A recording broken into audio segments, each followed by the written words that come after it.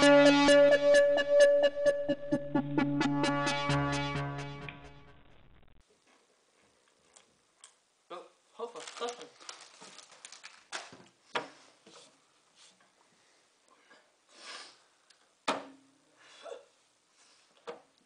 til HE Update. Vi starter med sporten. I går var der fodbold award, og vi vil nævne nogle af de vigtigste navne her, men vi har så sorteret de jo mest brugelige fra, det vil sige kvinderne.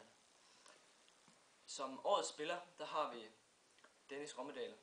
Så har vi årets talent, han hedder Christian Eriksen, og så årets dommer er Claus Bo Larsen. Og det var nok af sporten for i dag. Tilbage til det lokale. Hestlund Efterskole i nærheden af Bording har lige fået lagt nyt tag på deres hal. I denne anledning har vi sendt to af vores reportere, Morten Venborg og Christoffer Andersen, ud for at få et interview med forstanderen, der hedder Johannes. Hvad er der sket på hallen? Det har fået nyt tag. Hvorfor har du fået nyt tag? Det er simpelthen fordi, at på den ene side af hallens tag, der var der nogle huller og nogle tagplader, der var knækket, fordi de var ved at være porøse. Så der har vi skiftet hele taget på den ene side af hallen. Okay. Er der andre end eleverne her på skolen, der er glæde af det? Jamen altså, det er jo især jer, vi har hallen til.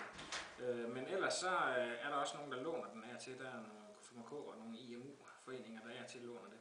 Og så dem, der leger skolen, de bruger den også. Tak til Morten og Christoffer. I samme anledning har vi kigget lidt nærmere på Hestlund Efterskole, men det har rent faktisk vist sig, at lærerne ikke overholder kravene. De presser eleverne hårdere end lovligt. Faktisk er eleverne spændt til bristepunktet her i deres emneuge. Vi er taget ud for at snakke med en af dem. Hun hedder Birgitte og går i 9. Mit navn er Leif Spiegelhauer. Jeg er taget ud på Hestlund Efterskole for at finde ud af mere om den forfærdelige sag, der er i gang. Jeg har skal ind og interviewe en af eleverne, der går her, for at finde ud af, hvad det egentlig er, der er los. Vi går indenfor. Jeg er kommet i busskolen. Her står jeg sammen med Birgitte Vestergaard. Birgitte, hvad er det egentlig, der er i gære her? Jamen, der er simpelthen sket det, at vi har emneuge. Kig på kameraet. Emneuge.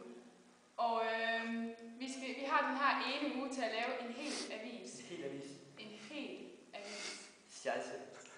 Har du det mentalt hårdt? Altså ja. Altså jeg kan bare mærke på mig selv hver morgen, når jeg vågner, at jeg kan slet ikke overkomme, at der skal være en hel dag af det voldsomme forstyrrer. Vi skal jo melde til Arbejdsskadestyrelsen, så. Jamen det tør vi ikke, på grund af lærerne, de...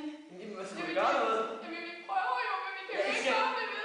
Vi skal lade os også skyld, hvis vi ikke prøver at gøre noget mod det. Jamen vi kan jo ikke bare... Du kan jo ikke bare... Hjælp med de små rollinger, mand. Kom i går. Vores mission er slut her. Ja, det var... Ja, vi holder her. Det var nyhederne oplæst af jeres vært, Rasmus Rumleskaft. Tak for i dag, og tak fordi I kiggede med.